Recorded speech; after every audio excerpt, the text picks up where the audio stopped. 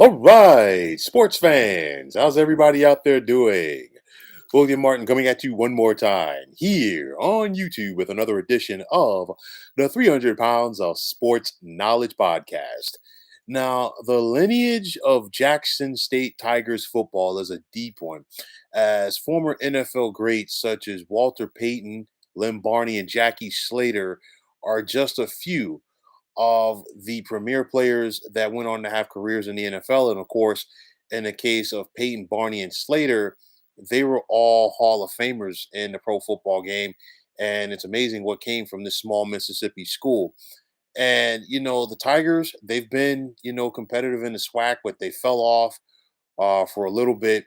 And they've finally been able to put together a winning season for the first time since 2013.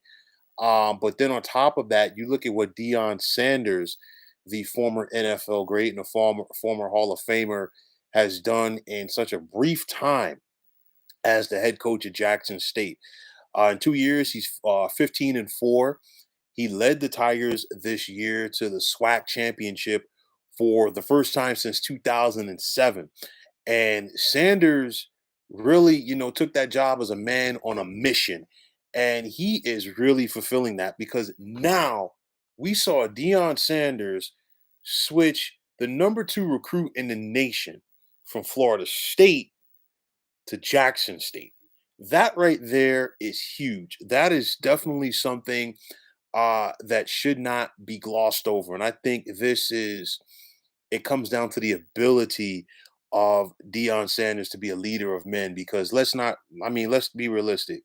Deion still has plenty of swag. And when you think about swag and you think about swagger, of course, a lot of people think about the Miami Hurricanes of the 80s and 90s, and rightfully so, because those Miami teams were some bad dudes. And I mean bad as good as you can be.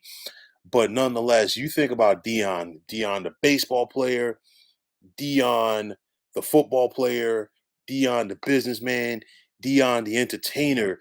Deion always has had flash with him. He's always had sizzle.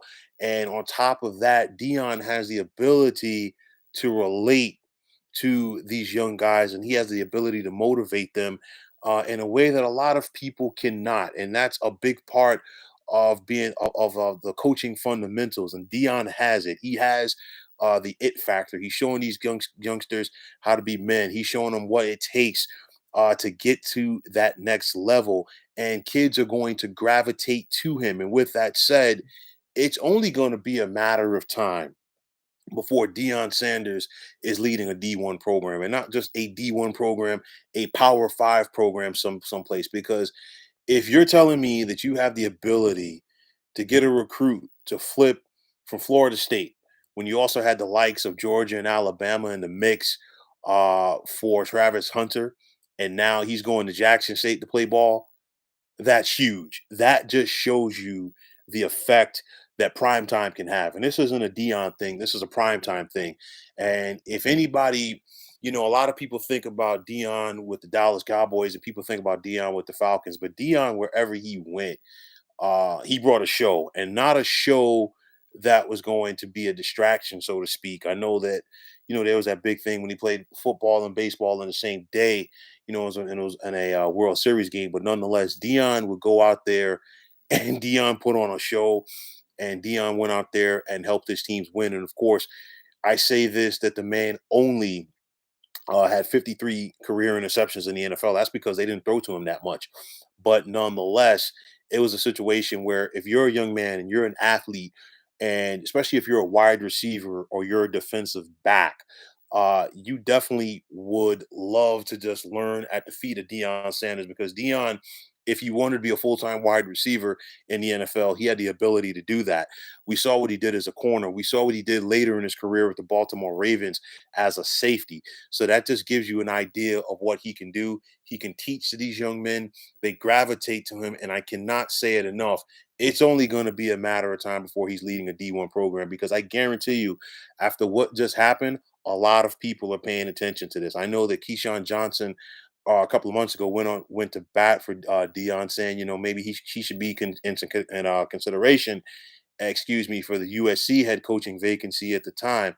Some people I'm sure laughed at that, but I guarantee you nobody's laughing now because the fact that, again, I can't harp on this enough, sounding like a broken record, but when you get a kid to flip from Florida State to Jackson State, that is definitely something that you don't gloss over. Congratulations, Deion Sanders. Congratulations to Jackson State. Congratulations to Prime Time. And Prime Time is only going to be a matter of time before he's taking his Showtime on the road to a bigger school. So we'll see what to make of this for Jackson State and Deion Sanders going forward. So, folks, that's going to wrap it up. And as always, I want to take this time out to thank you for tuning into the 300 Pounds of Sports Knowledge podcast here on YouTube. I want to take the time out to thank all of you fine folks out there for tuning in. And if you have not already, please feel free to subscribe to this channel. Now, if you're on Twitter, please feel free to follow me at 300 Pounds of Sports. And like I always say, if you follow me, it'll be my pleasure to follow you right back. There's also the sports discussion group on Facebook at the Sports Depot 365. You can check it out, drop a line, and be a part of one of the better sports debating sites going on social media. So, once again, fine folks, my name is William Martin, signing off, saying take care and have yourselves a wonderful day.